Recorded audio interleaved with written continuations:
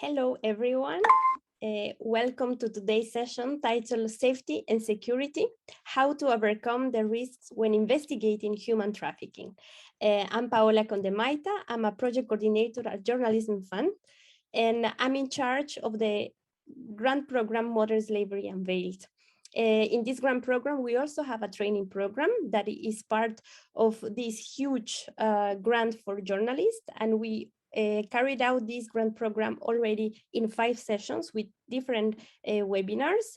And today we are organizing the 5th one with special guests.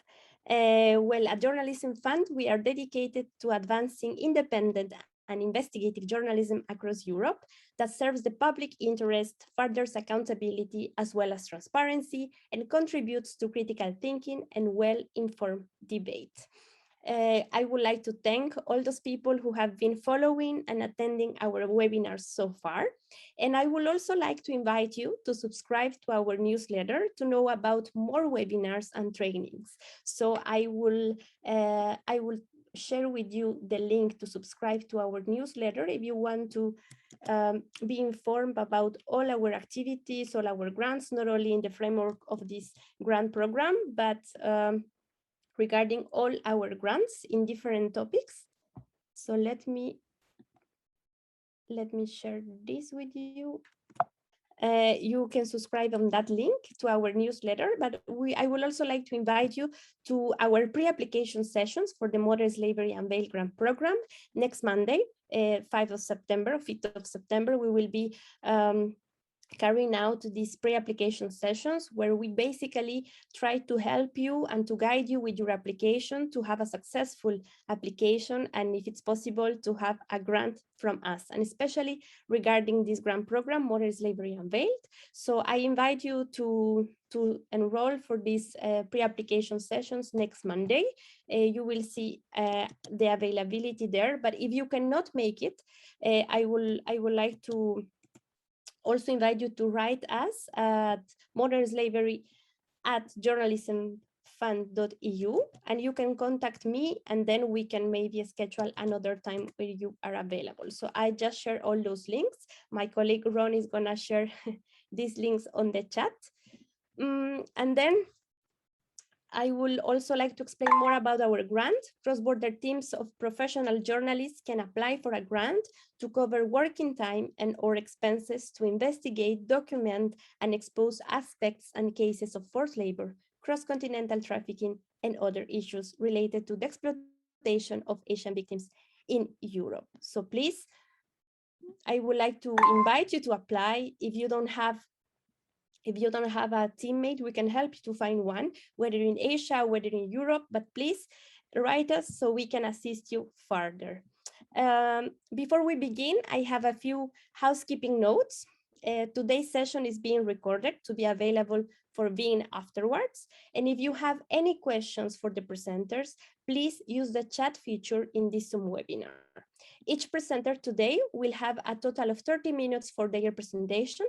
If one of our presenters completes their presentation before the 30 minutes, there may be time for a question from attendees. However, we will hold most questions until the end of the session, and I will then read questions out loud for the presenters to answer as time permits. Today, we'll be discussing how to overcome the risks when investigating human trafficking. An important training need already identified for this webinar is security, both digital and physical, and for investigative journalists and CSOs to do their work and expose cases of human trafficking and abuse. They need to be able to conduct their work in a safe, enabling environment. Through the security training, we hope that participants will be empowered to create this environment and safeguard themselves from abuse and fallout related to their work. We will be featuring Annie Kelly from The Guardian and Ian Urbina from the Outlaw Ocean Project. We will also like to inform you that at the end of the questions and answers, we will share with you a QR code that will direct you to a survey, and we will send you the link via the chat as well. This is not mandatory, of course, but it will be very useful for us to know more about your feedback. having said this, we would also like to know from where you are following this webinar. So right now we are sharing a question on your screen. I would like to ask this to my colleague Ron, if you can share the poll on the chat, or if you can launch the poll. Okay. Okay, we have a lot of people from Western Europe. Oh, I don't see the poll anymore. Oh, thank you. We have a lot of people from Western Europe. Thank you for connecting this afternoon. And also people from Asia, from Africa, Eastern Europe, North America, South and Central America. You are all welcome, and thank you for following all our webinars. So now we will start with Annie Kelly, who will be speaking about how to protect yourself and how to protect your sources. She is an award-winning human rights journalist for The Guardian and Observer. She is editor of The Guardian's Rights and Freedom series on modern slavery, on trafficking and labor exploitation. Prior to her current role, she was a foreign correspondent based in Latin America and has also reported on major human rights stories in countries including Liberia, Sri Lanka, Pakistan, India, South Africa, Mexico, and the Philippines. So now I would like to give the floor to Annie. Thank you, Annie, first for accepting our invitation, and now the floor is yours. Hello, everybody. Really, really pleased to be joining today. As both a journalist and an editor, it's obviously protecting yourself, also protecting your sources is absolutely key to be able to effectively investigate, expose and report on human rights abuses, and in particular human trafficking and modern slavery, which is one of the most challenging areas I feel to investigate. I don't know if we could get my presentation up. Firstly, I just want to say, you know, that I'm speaking to you obviously as an employee of The Guardian, a big global news brand. I'm aware that many of you may not either be independent journalists or maybe working with local news agencies. And so I'm also very aware that the kind of scale and protection that a global news organization can provide to its journalists is very, very different situations that face independent and journalists working in organizations with less resource. So I'd be very happy to kind of discuss this in the questions afterwards. So just to be aware that I am very aware that I kind of am speaking to you, you know, in a position where we are able to protect our reporters with resources that may not be available to everyone who is who's on this webinar. I've been working for the Guardian for about 20 years. Since 2013, I've been an editor and a journalist on special series looking first at modern slavery and trafficking, then looking more widely at labour exploitation and all the worst forms of labour exploitation. And then for the last 2 years, we've expanded this out to the Rights and Freedom Project, which is a general human rights reporting project, but we have retained a very, very strong focus on human trafficking and especially supply chain investigations.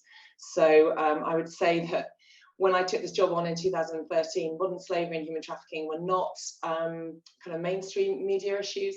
It was certainly a complete baptism of fire for me. I really had no idea about kind of what I was getting myself in for when I took this job on, and it was a real steep learning curve for me for the first 2 or 3 years to just get my head around not only the kind of scale and the complexities of covering the human trafficking and modern slavery beats around the world, but also how incredibly challenging and complicated it was to conduct investigations and reports on these two issues around the world. But I have to say it's also been the kind of best years of my career.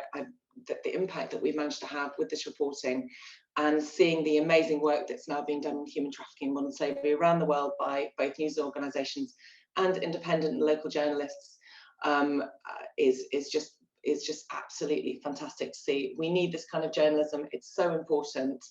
And I really hope that we can all kind of continue working on this issue.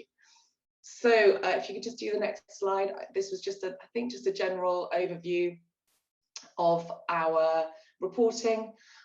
We have covered, as I said, a real focus on supply chains over the last 10 years. We have conducted investigations also into sex trafficking, forced labour, domestic workers, looking particularly at the systemic drivers of abuse and how trafficking occurs, and how that relates to people's vulnerability and the opportunities to create profit from the exploitation of labour in different sectors around the world. The industries that we have focused on, we've tried to kind of look at the industries that most touch people's everyday lives. So we've looked at food, at fishing, which I know Ian's going to speak on. He's done some amazing work in this area.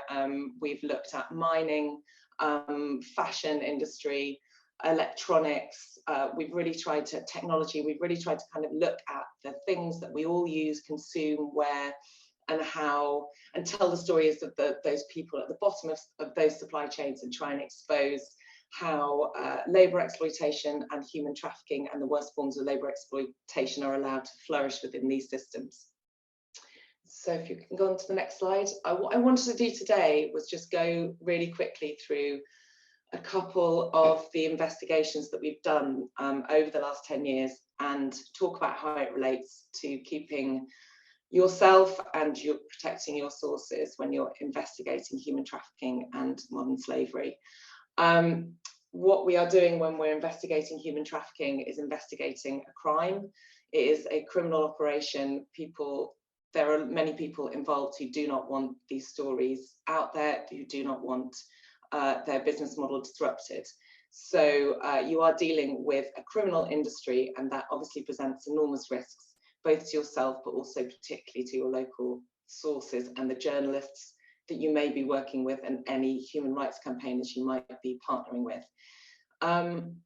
In September 2013, we broke a story about the use of forced labour in Qatar on World Cup construction projects. As you probably all know, Qatar won the bid to host this year's World Cup, and we wanted to look at the forced labour and debt bondage of the tens of thousands of migrant workers who were being recruited into Qatar to work to build Qatar's World Cup dream. We've been looking at this over the last 10 years, and it's presented many problems and many issues and questions about how both to protect our reporters, but also to protect the workers that we are talking to, in order to be able to kind of draw attention to the exploitation that's happening. Pete Patterson is an investigative journalist. He's been leading our reporting in this area, and Pete and I have spent many hours talking about how to both keep him safe in Qatar and also how to protect his sources.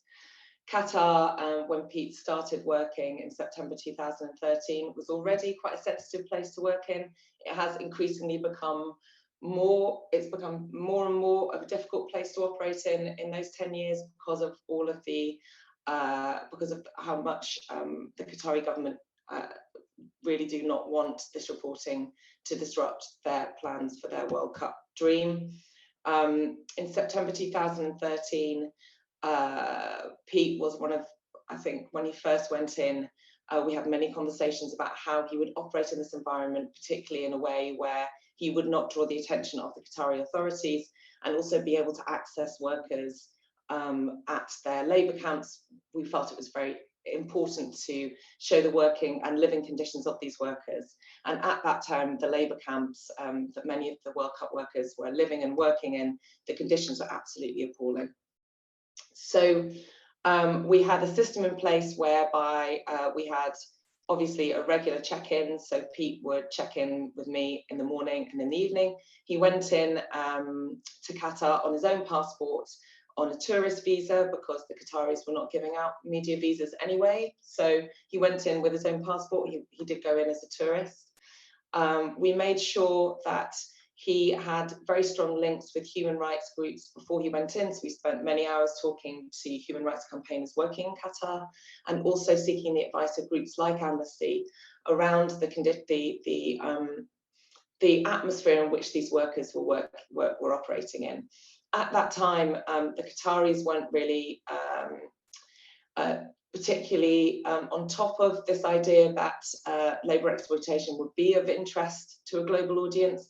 to be honest, when we first launched this investigation, when we first went to them with our right to replies, they actually didn't really understand what we were saying, because they had no real concept that there was an issue with the way that the migrant workers were being recruited, the amount of debt that they were operating under, or the fact that they weren't getting paid, and operating under the system of kafala, which meant that they were effectively trapped in their jobs and were unable to leave the country or unable to change work. So at the beginning, we decided that what we would do to make sure that both Pete and the workers would be protected would be to operate very nimbly and as anonymously as possible. So Pete had instructions from us that he should not spend more than around 45 minutes at any one location, and we always checked in. We always, in our risk assessment before we went, we made sure that the labour camps where Pete would be travelling to, he was able to access those labour camps via a workable road, and that there was always someone in Qatar and outside of Qatar that knew that he was going into these camps. As I said, we operated as quickly and as nimbly as possible. We never approached workers at their place of work. We spent a lot of time talking to workers at bus stops, at shops, at the place where the workers would eat after work. And on their invitation, Pete would often, in his hire car, follow the buses back to the labour camp, wait outside for around an hour, and then through pre-arranged interviews, go into the labour camp on foot. At that time, there were no security guards at the gates of the labour camp. He would go into the labour camps by invitation of the workers that he'd made contact with earlier in the day, and conduct interviews in their living quarters. He would spend no more than 45 minutes inside the labour camps, and the interviews were conducted normally in kind of 30-minute slots. We would then kind of make multiple trips back to meet the same workers over a period of time, but it was very labour intensive for Pete, because he'd often be driving 2 hours to a labour camp, spending 45 minutes there, driving 2 hours back, and then repeating that process many times. So he spent probably far more time in the car or waiting in the dark outside labour camps than he did actually inside the accommodation. But that way we were able to make sure that the workers themselves were comfortable with the arrangement, and also it meant that Pete didn't attract too much attention because he was in and out very quickly. As his reporting progressed, and after the first investigation that we launched, the Qataris got far more aware of the negative press that this migrant labour story was generated for them.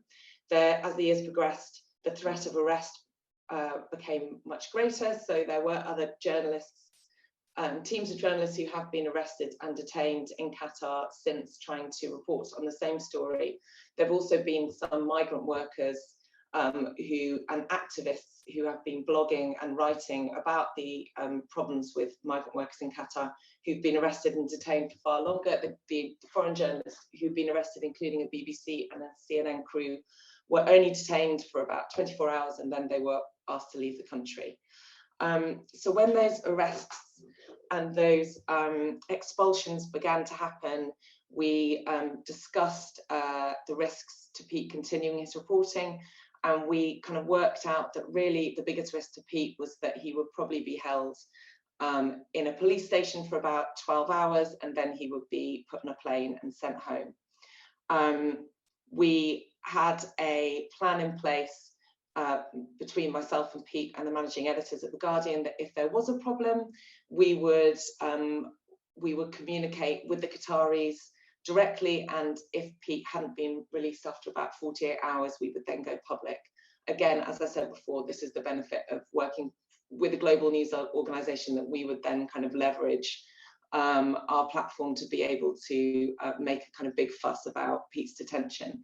It never happened. Pete has operated in 10 years without ever being arrested or detained, and I think that's largely down to the way that he operates, which, as I said, is very anonymously, very quick, very nimble. He changes hotels every 2 days or every day sometimes. So he has managed to work in a way that he's kind of kept his reporting under the radar. Our greater fear was that the workers themselves would either lose their jobs or would get in trouble with the authorities, and that the human rights organisations that we are working with on the ground would also face similar heat. So since those arrests and those detentions happened, we kind of have adjusted our way of working, and we decided that it was posing too much of a risk to go to worker accommodation. So since those first 2 reporting trips, we no longer go to worker accommodation. The only point of contact that Pete has with workers is at places away from their work and away from their accommodation. It takes more time, but we have managed to get into a place where we have never found out that any workers that Pete has spoken to have had any problems, and Pete keeps in touch with all of those workers in the weeks and months and now years after our interviews, and make sure that if there were any problems, we would then be able to help those workers, and would be able to kind of create publicity around the fact that workers were either getting fired or imprisoned or expelled from Qatar as a result of speaking to a journalist. So, I mean, I could speak about this for hours, but I think we'll probably go on to the next slide because I'm aware I've only got 30 minutes. In June 2014, we conducted it took about 6 to 10 months, an investigation into modern slavery and trafficking on Thai ghost ships linked to the global shrimp supply chain. This was where we exposed very severe, kind of almost chattel slavery on ships that were producing food for shrimp farms, those shrimps that were being fed by these kind of ghost ships were then being exported to supermarkets around the world. It was an incredibly difficult investigation. I'm not going to speak too much about it because I know that Ian has done so much work in this area. He can talk in great detail about this.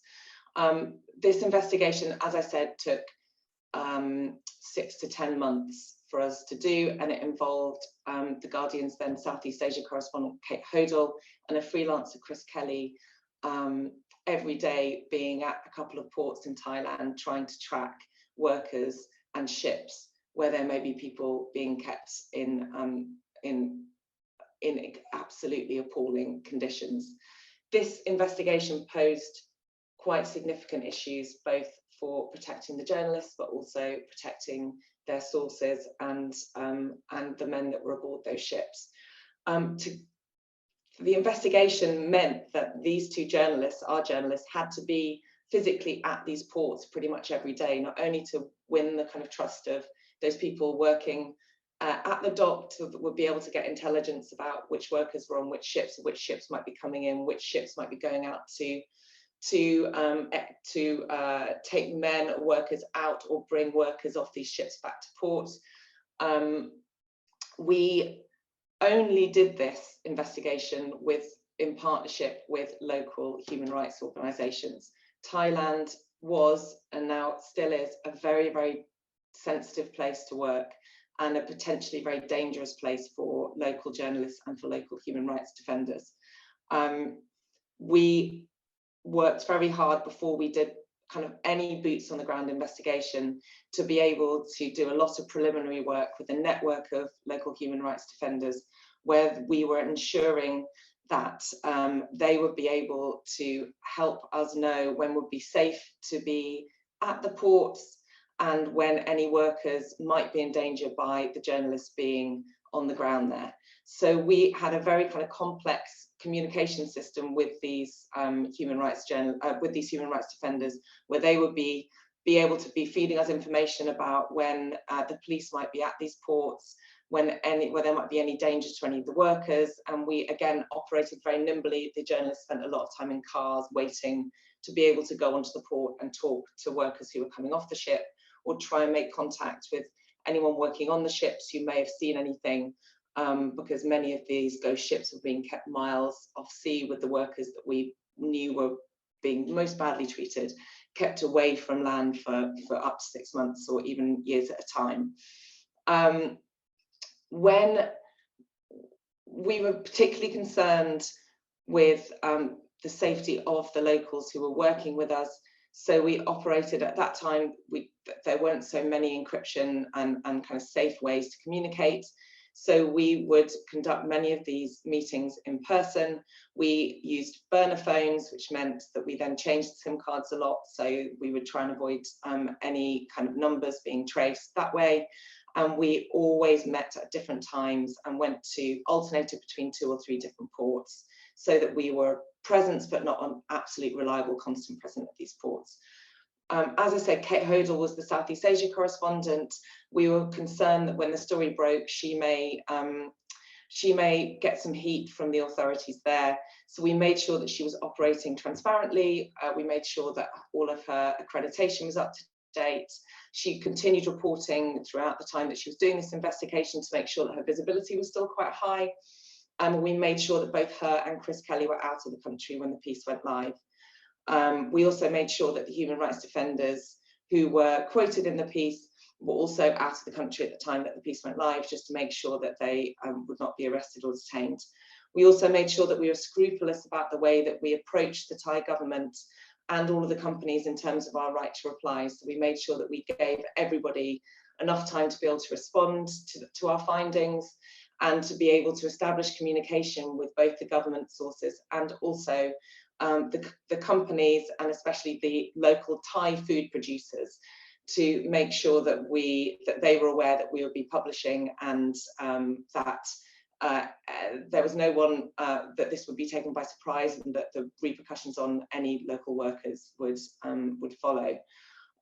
We also made sure that the workers that we knew that were in trouble on the ships were anyone that was coming off that we were then asking to interview were already under the kind of care and protection of local human rights groups and were happy to speak and would then be able to be in a safe place whereby they were then either requested to be taken home or were found shelter elsewhere. Just to go on to the next slide, I'm aware I'm running out of time.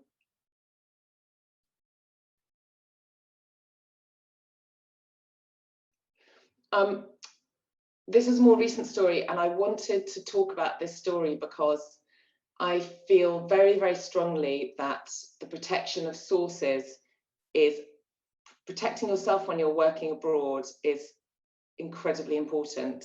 And there are, I'm going to share some kind of tips to be able to keep yourself safe when you're there. But I feel that those who are often most at risk, unless you are a local journalist working in an environment whereby you are likely to be exposed to threats from your own government or from industries working in that country. If you are a foreign journalist, or if you are a local journalist working for a local news agency, you are often more protected than the people that you are speaking to and whose stories you are trying to use to expose exploitation or modern slavery, especially in industries which could be very profitable for a lot of people. So I wanted to use this example to show the leverage that journalism can have in protecting those sources. So in all of our pieces, when we're looking at supply chains, when we're looking at stories of trafficking and modern slavery, we guarantee anonymity for all of our sources. And that goes to our editorial code, but also we often go beyond what is written in our editorial code to ensure that no one that we speak to is identified, and we do everything we can in our power to ensure that they will not lose their jobs or they will not face threats or any repercussions from our reporting. This means that we strip out any identifying features, including any information often about ages, around family members, around places where they live or work. When we're describing places of work or describing people's homes, we make sure that in our kind of in our attempts to kind of bring colour and narrative to the story, we're not kind of giving away any indication, any kind of identifying features that could then lead to those workers being identified. If we are talking to agency workers, we make sure that we are operating, for instance, in factories. We're making sure that the workers cannot be identified by the manpower agency that they work for. So, for instance, when we did an investigation into an electronics factory, we uncovered a lot of issues with one manpower agency, but we realized that that manpower agency only employed around 50 workers at that factory. So if we named that manpower agency, it would be very evident that it was some of those 50 workers that had spoken to us. So we actually didn't name that manpower agency in the piece in order to make sure that the workers didn't face any repercussions afterwards. With this piece, I just wanted to show that sometimes investigating this work can often actually mean that you can protect sources on the ground by being open and transparent with the fact that you are looking into this. This is a slightly different take on it. So we heard from some local contacts that there was a garment worker in India working at an H&M factory who had been murdered by her supervisor after a campaign of rape and sexual harassment that she had suffered at this factory. And we knew that her family, as a result of this, were being harassed by the factory management, and that the unions who were trying to make this murder and the harassment of her family public were also being threatened in their work. We wanted to write about this story, but we were also very aware that as journalists we were able to try and, like, we felt that we might be able to try and offer the unions and the family protection by leveraging our ability to make this story public with the brands who could then intervene and ensure that this was stopping. So as soon as we heard that the family and the unions were being threatened, we picked up the phone and called H&M and said that we were journalists looking into doing this story. We were going to print a story that this family was being harassed and that the union who were trying to expose what had happened to this young worker were being threatened in their homes. We were then able to get the brand to intervene directly with the factory, and that harassment stopped. We then went directly to the factory itself and told them that we would be running an investigation into what happened to that worker, and that enabled us to be able to talk openly with the union and with some of the women working at the factory, because they knew that H&M, the main supplier at the factory, would not tolerate the fact that this one of their suppliers was not being open and transparent about what happened at the factory. So I'm just trying to say that sometimes there is a way that you can, that by investigating these stories, if sometimes you have to be able to understand that the power of journalism to be able to offer protection to sources and to stop abuses happening on the ground. And finally, I wanted to talk about a series that we did with a group of local journalists across Myanmar earlier this year, which was talking about their lives reporting under military rule to a global audience. And this reporting was incredibly sensitive because we were talking to local journalists around what had happened in their country since the military dictatorship took power. These journalists were operating in incredibly dangerous situations. They were all working in secret. They were often operating in areas which were under direct attack from government forces. And we had to make sure that by doing this reporting, we were not putting them in any greater danger. We tried to guarantee their anonymity, and we did that through making sure that any communications with those journalists were through encrypted sources. So we did everything. We stayed entirely off email for all of this work. We only worked through safe encrypted channels. The journalists in Myanmar wanted to work through Signal, so we did all of our communications via Signal. We worked through encrypted messages on Signal, and we worked through trusted intermediaries, often in other countries such as Thailand, where we would be able to not be directly contacting the journalists in Myanmar. So we would be communicating with the journalists through trusted intermediaries in places like Thailand. When it came to paying them, we made sure that they were not receiving any direct payments from The Guardian. And we made sure that the journalists saw their copy before it was launched, both in their local language and in English, to make sure that there was nothing in that copy that would identify where they were or would put any of their family or any of the reporters at risk. So we had a huge risk assessment drawn up at the beginning of this operation, where we made sure that the journalists themselves in Myanmar were the ones who were telling us the things that they needed to be safe when they were doing their reporting. We then used that as a guideline to create a risk assessment around what they said their requirements were, and we ensured that every step along the way up to publication and beyond, they were giving us approval on the measures that we were taking to keep them anonymous. And finally, before Ian, I just wanted to share a few tips about keeping yourself and others safe. Firstly, I would say always have a solid reporting plan and risk assessment in place, even if you're a freelancer. So this is about taking into account all of the environmental, political, social, and also infrastructure risks, so that you can be prepared and have a contingency plan for anything that might go wrong. I think this is really important as an independent journalist, that you do this for yourself and try and maybe involve a contact, a mentor, an editor you work with, to just look over that risk assessment. I'll just ask them, could you please look over this risk assessment before I go on this trip, to make sure that I haven't missed anything, so that you've really thought through any potential risk to yourself before you leave. I would say the roads are often the most dangerous thing you're going to face on a trip. In my 10 years of reporting, we've only had 2 serious injuries and fatalities, and they were both on the roads, and they were both people who were traveling on unsafe roads. Make sure you are traveling safely. Make sure that you are traveling in a vehicle that is roadworthy. Make sure that there's a seatbelt. Avoid traveling at night. Always make sure that you know the roads that you're traveling on and the risks that you could be taking on those roads. Always travel on main roads, and always tell someone where you're setting off and have a good idea of when you're going to be arriving. It's really, and people often don't think of this. I really urge you to always consider this when you're going on a reporting trip. Always have a person who's your check-in, even if that's a family member, if you're not working for a news organisation, and make sure they know who to call if you go silent. Always make sure that somebody has a local contact for you as well, be that someone you're traveling with, a photographer, an activist, someone that you're working with. Make sure that whoever is your main point of call has a contact for you in country.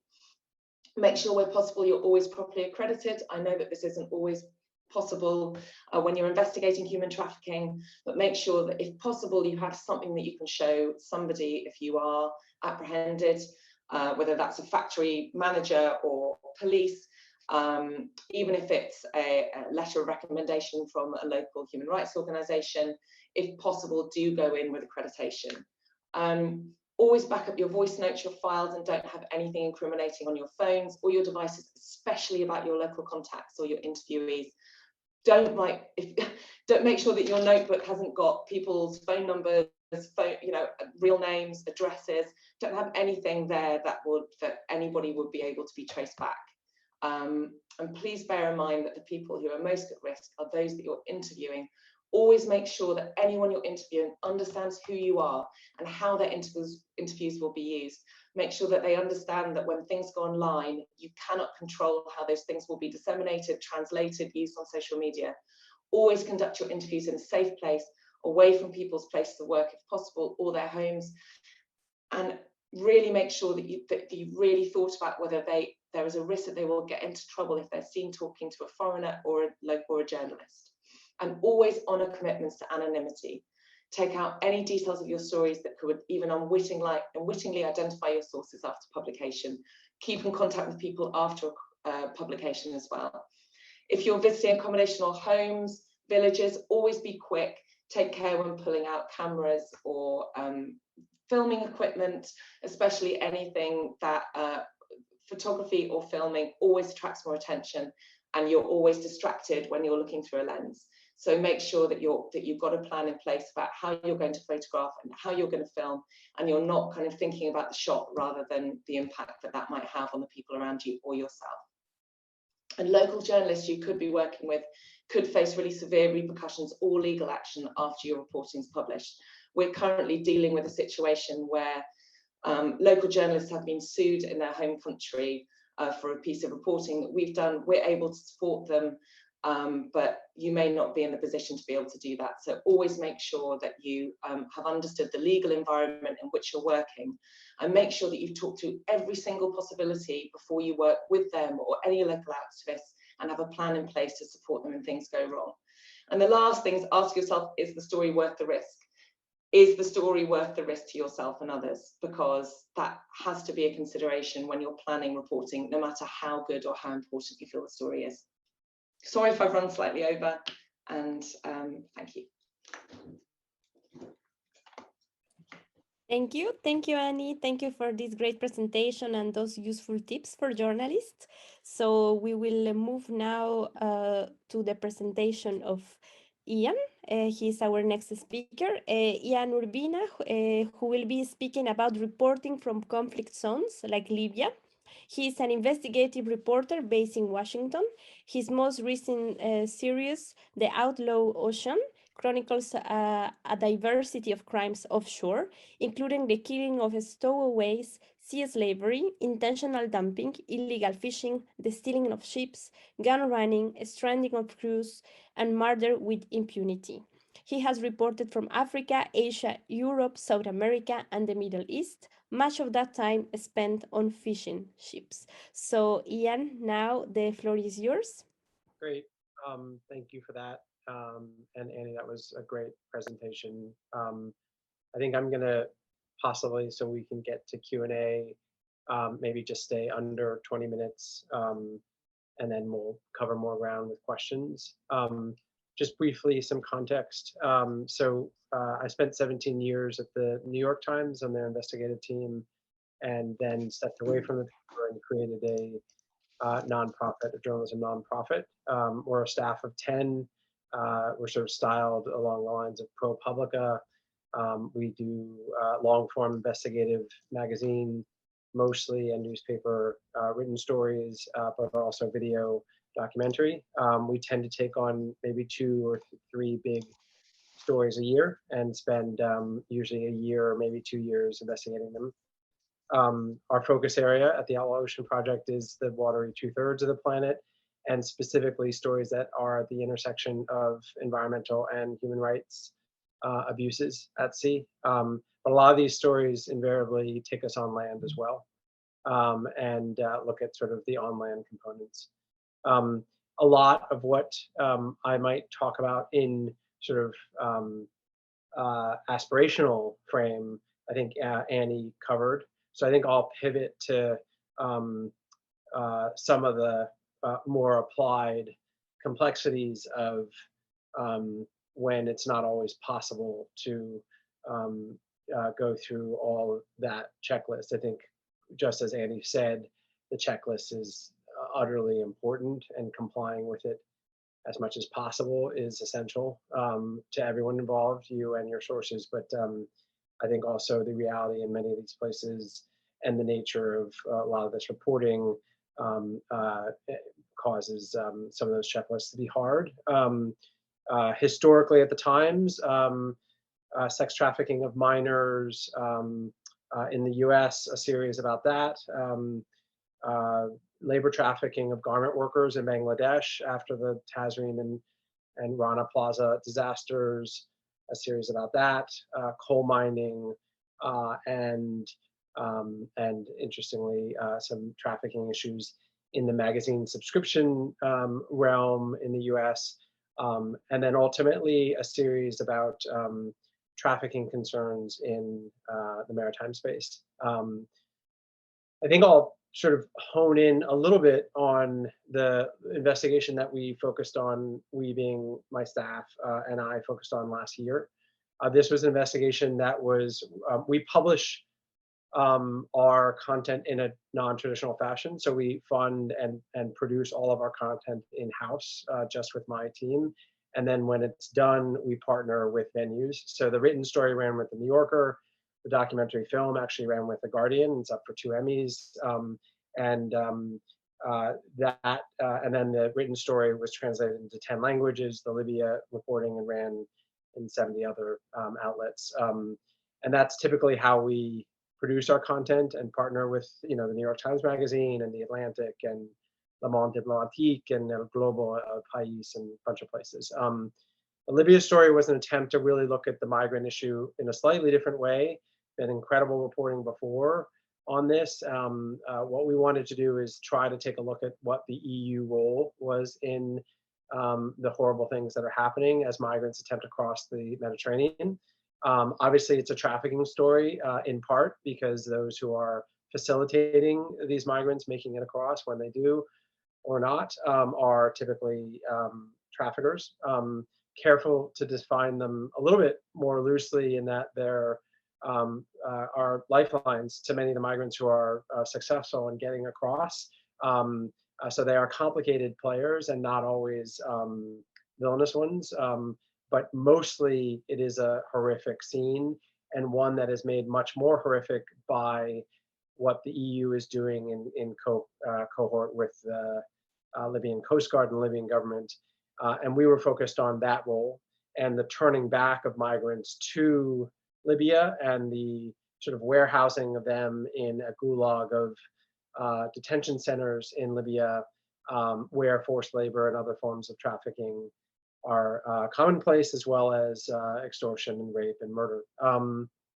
And so the sort of preparation, and again, much of this is an echo of what Annie already ran down, but the way that we prepare for these big investigations, I'll actually hone in on places where in the last 8 years of doing this specific form of reporting, the Outlaw Ocean reporting, the 3 places where things were at their most dangerous and where we ran into challenges were Somalia, and specifically Puntland, which is a breakaway state in Somalia, Borneo, and Libya. Before every one of those trips, we sort of follow a standard protocol. The on-land team and the in-theater team. The Libya reporting was divided into 2 teams. There was the on-land team, which consisted of me and 3 others. And then there was the offshore team. The offshore team was embedded on a 5-week embed on a Doctors Without Borders ship, and they were chronicling the rescuing of migrants by Doctors Without Borders. The on-land team, we were looking into the detention centers, the government, the EU complicity with the government in Libya and capturing these folks, and specifically investigating the death of one migrant named Aliou Conde in one specifically notorious detention center called Al-Mabani. The preparation before the trip usually occurs a couple months before, and we have a whole series of meetings, those who are going on the trip, and then their support teams behind them. Sometimes, in this case, we had an external embed who was tracking our reporting, and she was with us. And so she had her own team, but she was there to chronicle what we were doing. And then the rest of the folks who were on our team were folks that worked for me.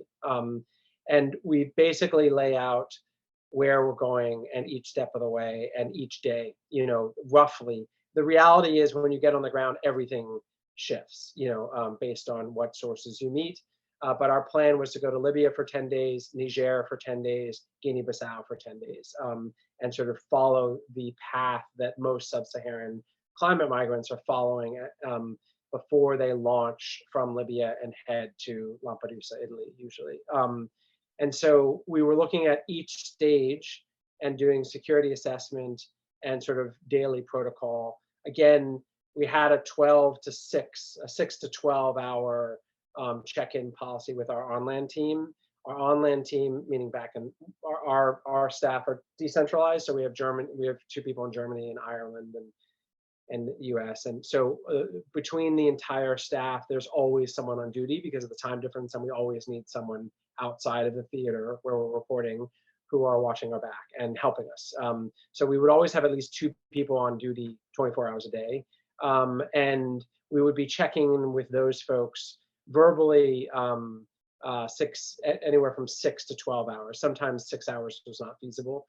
So we check in 12 hours. All of the folks, and this applies, we were on land in this reporting, but most of the reporting we do is at sea, which raises whole other complications and challenges to sort of traditionally good safety protocol because you're out in a place where there is no connectivity. But we always, all of my staff who are embedded with me on these reporting trips wear these small Garmin devices. Again, a lot of what I will say is inaccessible to those who can't afford or their employer can't afford to cover these costs.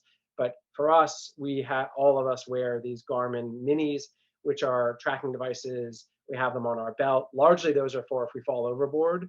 They have an SOS code, they're satellite connected, and they're keeping track. And our staff on land, the out of theater folks, are always watching our location via those. Our phones are also turned on in these countries. we usually in Somalia, Borneo, and Libya assume that we're going to be hyper tracked by the government. So we're not trying to outsmart them because we know they're going to be watching us nonetheless. What we're trying to do is have our own independent tracking if we do get taken captive, which was the case in Somalia and Libya, which ended up happening.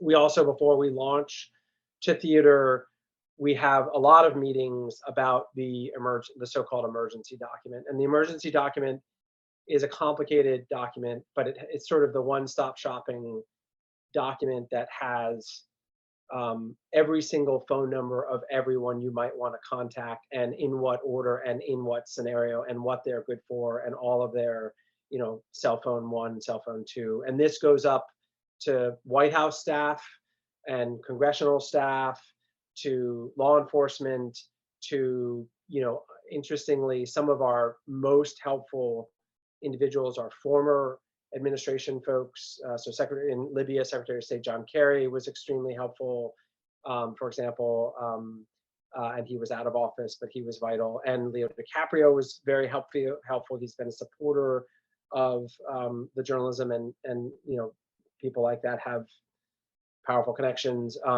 And so having a really good think a month and a half before you launch to a place about how the emergency document should be updated. Who did we learn on the last trip proved extremely useful, and who was not so responsive in the last trip, and sort of really just bringing it up to speed. And then also regional and country specific contacts, obviously Red Cross, Human Rights Watch, Amnesty, all the key NGOs that are in theater, getting very, very current information on who is going to be in country when you're there, and who are your good contacts.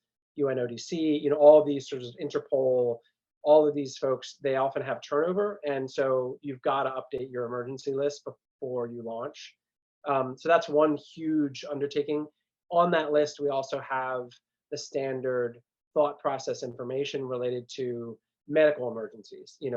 Who on our team has insurance of their own? For whom do we need to get independent insurance? What level of insurance do they have? Does it work in this region, this part of the world? Do we have medevac insurance? All these sorts of things.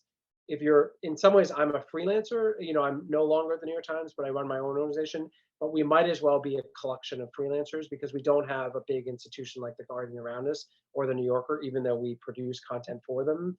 They're not really involved in the reporting on the front end. That's all done by us. So we think and we operate like we're freelancers, and that's great in that it's more agile than some of the big bureaucracies that I used to work for, but bad in that we don't have the resources or number of people. But the one of the things to think about also for us is on this, on one trip we might be working with 2 different videographers that were not the same as the last trip. Having a really clear understanding of what insurance do they have on their equipment. If all of their equipment gets confiscated, whose responsibility is that to cover those costs and replace that gear? So these are sort of nuts and bolts, non-safety issues, but really just smart preparation issues. Then when you get in theater, I've got to be honest, in the places we go and also at sea, a lot of this stuff becomes very difficult to maintain at the level. Not traveling big roads, not traveling at night is simply not feasible in some places. You travel when you have the proper car or the proper people, or the source tells you they're available right then to talk. And so you've got to make constant calls, which I know Annie knows and all her staff know. But I just sort of want to make explicit that the more complicated the place you're going into, the harder it is to maintain some of these lists. And Somalia and Libya are perfect examples of that. I would say we also, at least in my organization, have a daily meeting with those in theater and simply checking in to discuss the ambitions for the next day, which usually are made up on the fly because, again, we figure out who this person's relative is, and that changes our plan for reporting the whole next day, because that suddenly becomes a high priority, but it means going to a different town and we've got to reshuffle everything.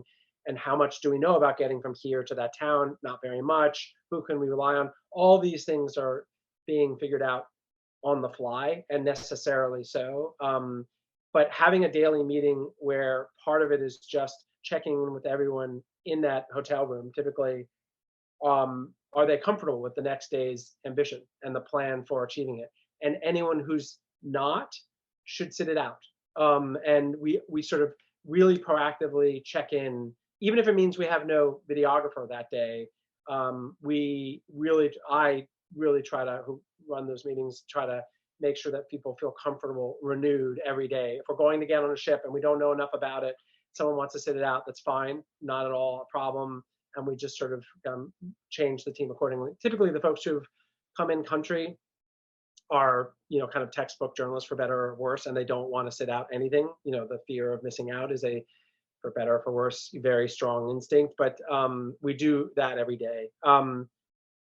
We also, before we launch, and this was the case in Libya, think through the possibility of an emergency for any of our sources during, or quite especially after, our departure, and then after our publishing the story. We typically, there are months between when we're in country and the story comes out, because we're a slow moving beast, but there are lots of different stages, and keeping track of your sources for their own well-being, but also for your journalism and surviving fact check at places like the Times or the New Yorker, you have to somehow keep track of them, but many of these sources are not comfortable with giving you. If you're interviewing people in a migrant detention center, they're probably not going to give you a cell phone or any way to get back to them. So a lot of these interviews, you don't have the luxury of being able to get back to them. And if you do, you sometimes lose that luxury, as these are migrants. They, 2 weeks after you talk to them, get in a boat and cross the Mediterranean. And so trying to figure out, are there backup methods for keeping track of them? So we often ask them whether they have any relatives back home that they are steadily keeping track of, touch with. And then we ask if we could be put in contact with them, so that if we want to try to get back to them, we can go through that intermediary. And that has proven really helpful, especially in the Libya 1.5 year reporting. Other things we do, very basic, obvious stuff in conflict zones. Everyone on staff tends to have maybe 5 or 6 copies of essential documents and money, little sort of, we put them in paper. So your passport, other ID, your allergies to meds, your blood type, all these sort of really vital information gets reduced often into cards, sometimes laminated cards.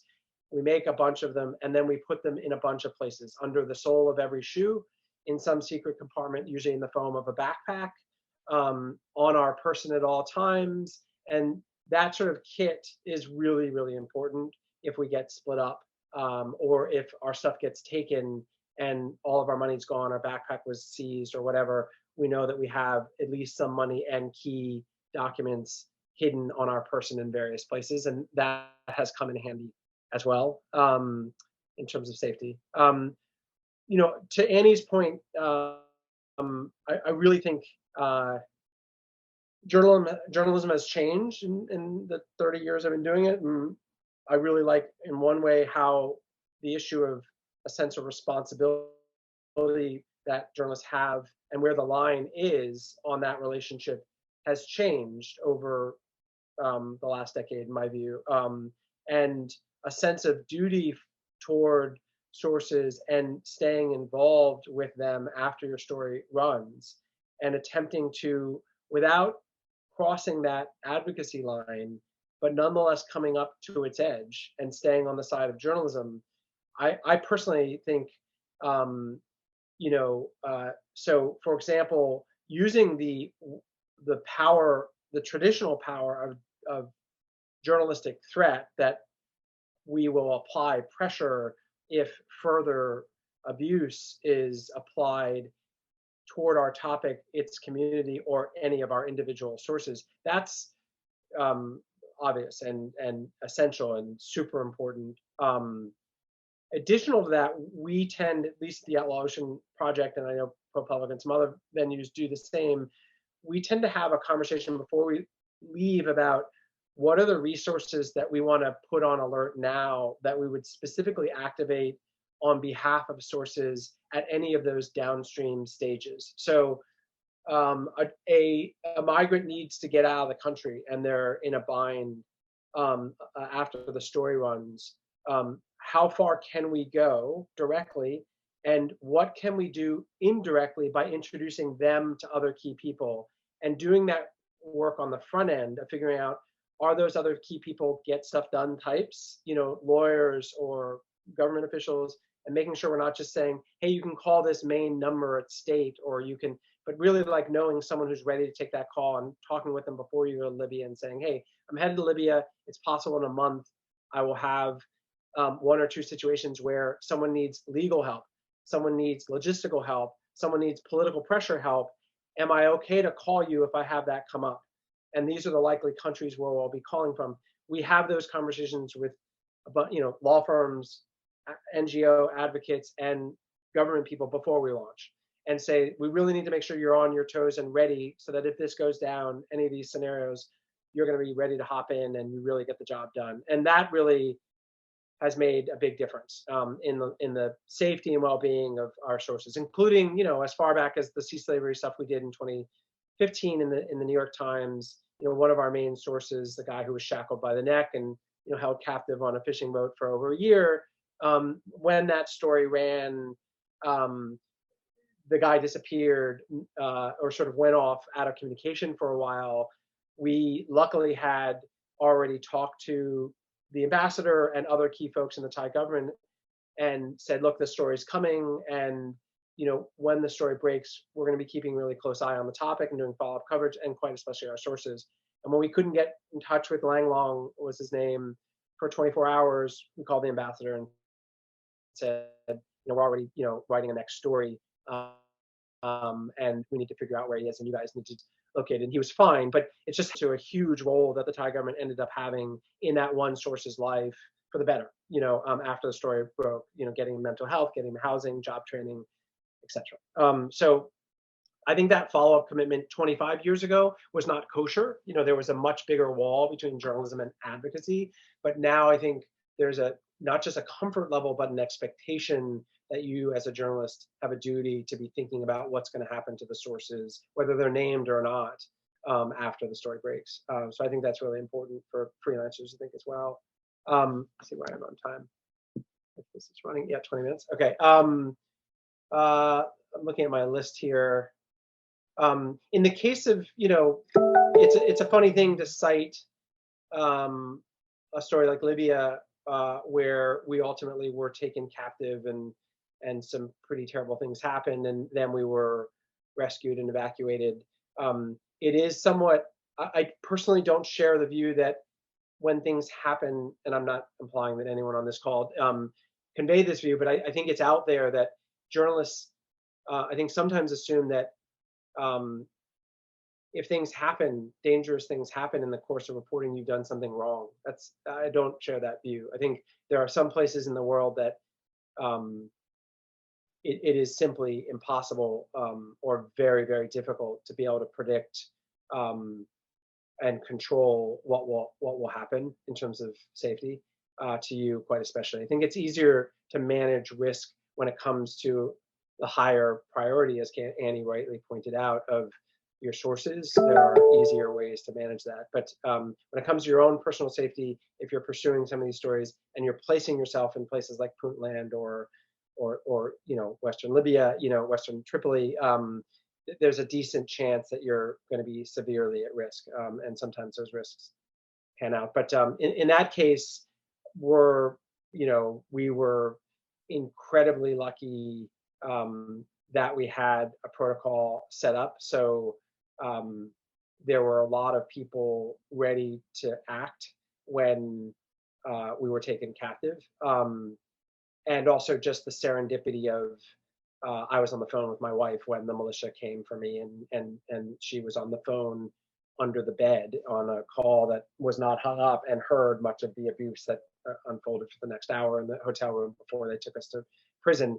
And so that meant that within, actually during the abuse and the initial captivity, the emergency plan was already launched. If that had taken another 12, 24 hours, we probably would have been moved into the south in the war zone and disappeared fully.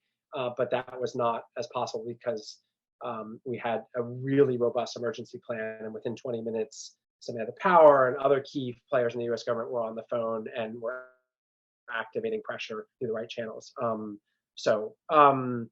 I mean, interestingly, I'll tell you in that story, you're working in a place like Tripoli, very strict policies on all my staff about every single day we wipe our devices, we upload to the cloud all the things that we can, etc. No one leaves even the hotel without the Garmin device on us. The very first thing the 12 guys came in the hotel room said to me was, with a gun to my head, was, "Where's your tracking device?" I mean, this is a hotel room that was wired. I subsequently saw footage from within the hotel room of everything we were doing. So you sort of have to assume that even the best laid plans, if you're in a place that's surveilling at that level, they're probably going to know that you have, a Garmin device, or that you have all these things, and they're going to get in front of them. So like Annie mentioned, other sort of old school tactics of trying to change location every 2 days, that is really wise. Some places you can't. In Libya, you are not allowed to leave and be in other hotel rooms. They tell you what hotel you're going to be at, and you stay there, and they have armed guards on you at all times. So there are some conflict zones where you can't actually do certain things, but I think all of those things that are listed are worth starting out with. So I guess I'll stop there and open up to Q&A. Thank you, Ian, for your intervention and for sharing your experiences with us. As you said, we will proceed with the questions and answers. So I will start reading your questions. If you haven't written your question, you have the time to do it now. But I will go maybe for the first question, and maybe for both of you, it will be. Wait, let me read it here. Okay. So here the first question is how for example, it's a journalist who is writing us from Asia, and he's asking what will be the difference. Like, he is an Asian journalist, he's not from America, he's not from UK. What will be your own advice regarding his position? In a way, he's more as he's saying, he's more vulnerable to risks because he lives there. He does not have the option to leave the country as easy as a European or another citizen could do it. You know that sometimes it's more problematic. But what could be your suggestion for this journalist? It's one of the first times that he is investigating human trafficking. So what will be your suggestion? Maybe we can start with Annie. Yeah, it's really, really hard, and the best and the bravest journalists I've ever worked with are people who are reporting on human rights abuses in their own country in a position where they could face severe repercussions. I would say that being as there are ways that you could try and, for instance, try and partner with international publications on some of your stories that would enable you to have a degree of protection, in that you are also writing, for an organization that might have the leverage to be able to expose any problems that you then face. And I think international media organizations are increasingly aware of the need to be working in partnership with journalists in local countries where human rights abuses are happening. Certainly here at The Guardian, there's this idea that the kind of foreign correspondent, the kind of white foreign correspondent parachuting into human rights abuses, that's a model that needs to be moved on from. I think being having as high a public profile sometimes helps, in terms of being very present on social media, having it being a story if you do face any kind of repercussions. But look, it's really, really hard. I think always having, if you do work for a local organisation, making sure that you have people above you who are supporting you and are supporting your stories is crucial. But it is almost impossible to be able to, for me, as you know, sitting here in the safety and comfort of hundreds of miles away, to be able to say that you could ever be really safe and secure working on these very difficult stories. But I think kind of maintaining partnerships with international organizations, ensuring that you remain kind of public and keep your public profile as high as you can, sometimes helps, sometimes obviously works against you.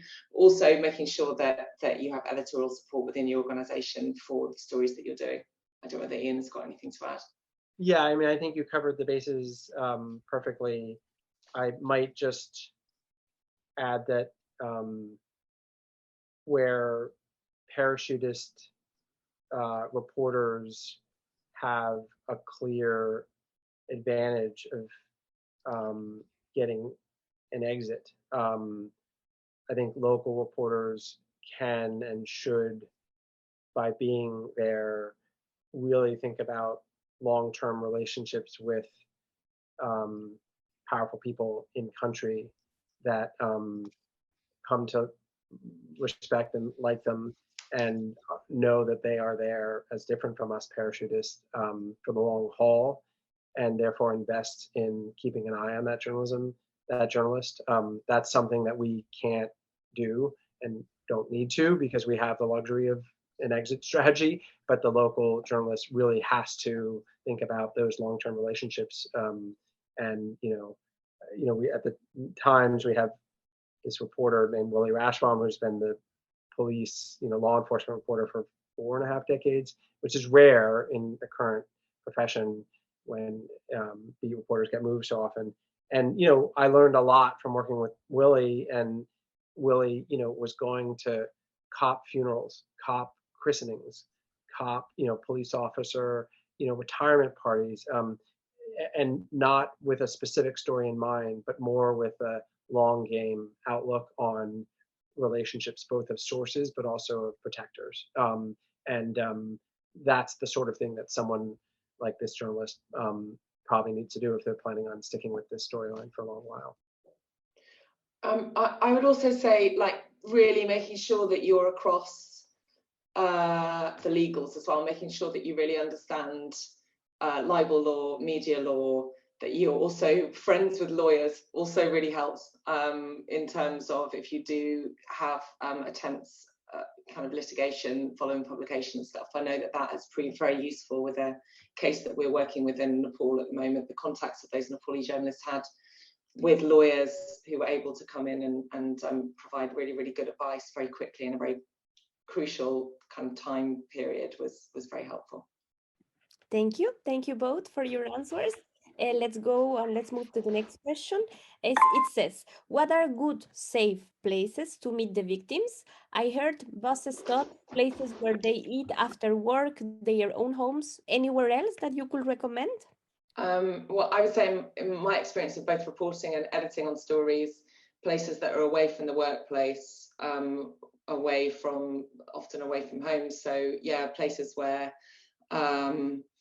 places, bus stops, places where people eat. I mean, we try and find, I'm sure Ian does the same, we try and find like safe places if we've got if we kind of arrange to interview people, we will interview them in kind of safe places that are far away from their workplace or their home, like be that sometimes in some contexts a hotel room or a lawyer's office or a human rights.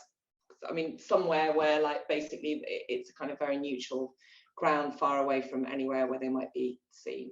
Yeah, I mean, I also, so every answer of mine, if I follow Annie, is gonna be like, yeah, what she said. So I'm adding here always. I also do like, especially on ships where you're dealing with really small quarters and you've got to sort of figure out who can see you where. But I often like to try to have some activity that's happening while I'm talking with a person, so that from afar it looks like, well, they're kind of talking, but they're kind of also doing whatever. And the activity can be, opening cashews and eating them, and or pistachios or whatever, like it's something, it can be mild activity. It doesn't have to be grand, but I do find like A, that breaks the ice better, and B, it also gives a sort of pretext of this is not an interview, it's two people sitting next to each other chatting over something else. And that in a weird way can provide cover that can be helpful later on if the person wants to say. They just I would say our reporter in Qatar has been on like a fairground carousel interviewing workers before on like adjoining horses.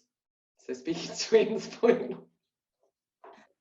Thank you for those answers.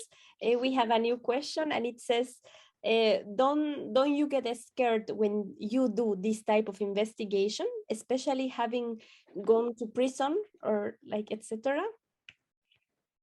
Maybe Ian, you can start. Yeah, yes, I get scared, and more recently, we just got back from a trip where we ran into drama again, and after Libya, I found myself much more rattled and quicker. And if I didn't get scared, then I would start questioning what's going on there. I'm not an adrenaline junkie, and I do not enjoy a sense of danger. At the same time, I do, and I think to Annie's point, also really trying to calmly have a reckoning with yourself, and then also with your team about, does this feel merited? And sometimes it's a hard thing to answer because you don't know what you're going to get. But also trusting your instinct. I personally find, this is why Annie's comment about the roads, I find the biggest risks are actually not someone wanting to do harm to you. It's, oh, well, I can only talk with that worker at 2 a.m. near where they work, which is a sketchy part of town, and we're probably going to be in a dark bar or whatever, and walking home or getting in a taxi at that hour or being even in a bar at that hour is really risky, because people are drunk and acting stupid and aggressive, and they're in groups of 5 guys, and so just bad stuff happens in those ways, more so than the captain's angry at me and he's going to slit my throat at night. That's not normally the risk. It's just being in the wrong place. And so my point there is really getting good at your sort of 360 radar and trusting your spidey sense. Like, something feels off, we need to go. Or in Libya, like, I'm not liking this building. I'm just not liking the facial expressions. I'm not sure, but let's hit the road and come back a different day. Trust those instincts, even if you don't understand them. Annie? Yeah, I would just completely agree. I think Ian's been in far more scary situations than I have personally. As an editor, I like, whenever anyone's on a trip, I basically don't sleep for the entire duration that they're away. It's constantly terrifying. But yeah, I would just add, I completely agree with Ian. I would just add that thing about instinct. I would just say, if it feels like something's off, it often is. And that often, like, just don't hang around. I think I always say to all of the reporters that are going anywhere, where they might be at risk or be putting other people at risk, it just like, don't hang around. Don't sit there for hours trying to just get that last one shot, or that, like, just get in and get out, even if you have to go back or whatever. Like, don't put yourself an extra, like, the longer you stay somewhere, the more at risk you are from people making calls, or we've had situations where we've had people in interviewing workers, and they've stuck around too long, and someone has seen them and called someone else, and like carloads of people have turned up 20 minutes later because they stuck around too long. So just be aware that it's better just to act swiftly and nimbly and try and kind of keep going, keep moving. Thank you. Maybe just to finish, I would like to ask you some final thoughts that you could share with journalists. We have a lot of journalists who are willing to investigate these kind of cases. They have been attending the previous webinars and this webinar as well. So what will be your advice? Maybe Annie, we can start with you. Your final advice for journalists who are willing to investigate these kind of cases, who are willing to take the risks as well. I mean, first of all, it's just hats off to you. It's hard, really difficult, often dangerous, but also complicated work. And a lot of the time, like, I mean, sometimes the stories don't come off. You can spend months investigating something and you just can't get it across the line for whatever reason. So I would say it's difficult, complicated work, but it's vital. It is just such crucial work and needed more now than ever before in these terrifying times that we're living in. And I would just say, like, my advice would just be to, outside of the risks, is just to make sure that you're always thinking about the stories of the people that you're telling, and making sure that you are staying true to their experience, but also really thinking about the impact that your reporting is going to have on their lives afterwards. And by kind of seeing them not as, you know, fodder for your own story, but as human beings with you know, whose experiences matter, making sure that you keep them at the heart of your reporting and at the heart of any risk assessment that you're doing. Thank you, Annie. Ian? Yeah, I mean, I think with regard to your relationship with sources, one thing I have found works is having a really sober and candid and naked conversation at the outset with the source about what you plan on doing with the information and what probably won't or will happen, and really always always thinking about managing expectations in the most conservative fashion possible. Like, I always lead with nothing good may come of this conversation. You know, like, let's start really low. You know, a lot bad can come of this conversation. I still want you to stay here and talk to me, but let me list the bad things that could come, you know, and then let me tell you what I aspire to happen. But and thinking about the cultural gap. Oh, this is a wealthy Westerner who's going to come in and change my life, and I'm going to get a movie contract, and my life is going to, like, really thinking about what is the wildest and most hopeful expectations that someone can have, and trying to then get in front of that and say, most likely that will not, like, there's very little chance anything near that will ever happen. What might happen is I will tell a story about someone, maybe even without a name, and that'll educate other people about, as they are thinking about making the same journey. So managing expectations, I'm a huge fan of also, like, lists and thinking about, after you do a trip of this sort, taking a moment to assess what you learned from it, improve your kit, improve your tactics, improve your emergency list, improve everything before you roll on to the next thing, so that you as an institution benefits in a structured way over the career of what you're doing from, like, accumulated years and trips of these things, and then you get really good at it that way. But if you go into a trip, you learn, you know, all sorts of stuff happens. There are lessons learned on the spot, but you don't actually capture them, and you roll on to your next trip, you're not going to really grow as much as you should. Thank you, Anne. While you were talking, we received 2 questions, so I'm gonna split them.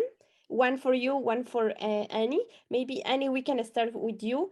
The last question, it will be, what advice for a student who wants to enter the field and as a woman on the ground?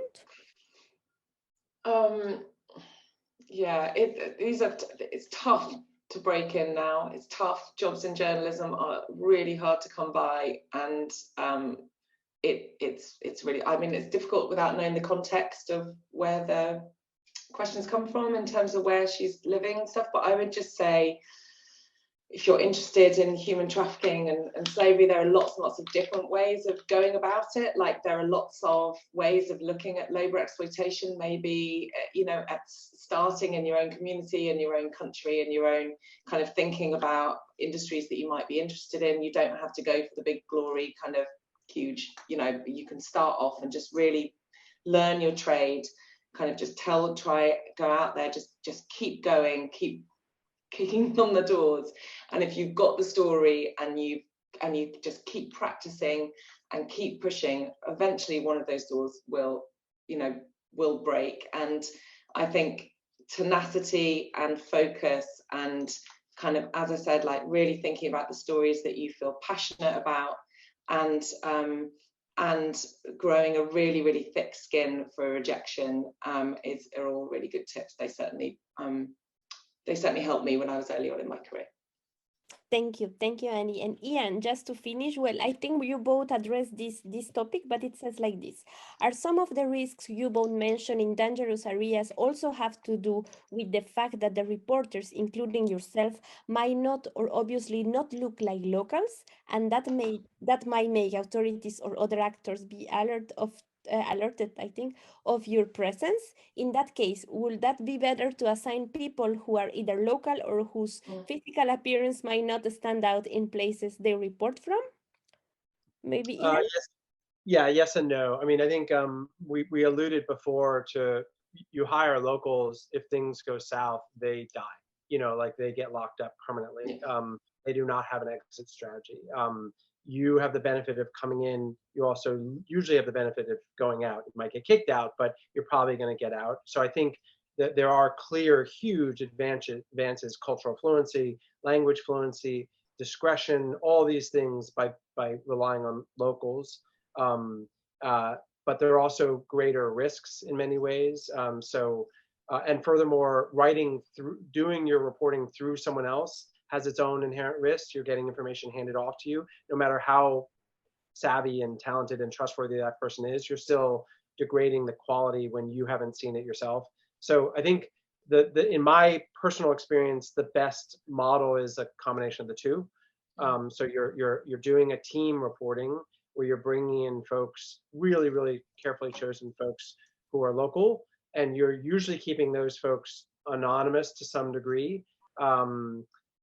You also want to give them credit and sort of, but you got to work that out with them and make sure what the right balance is. But then you're also bringing your own team in externally because they have the advantages I cited.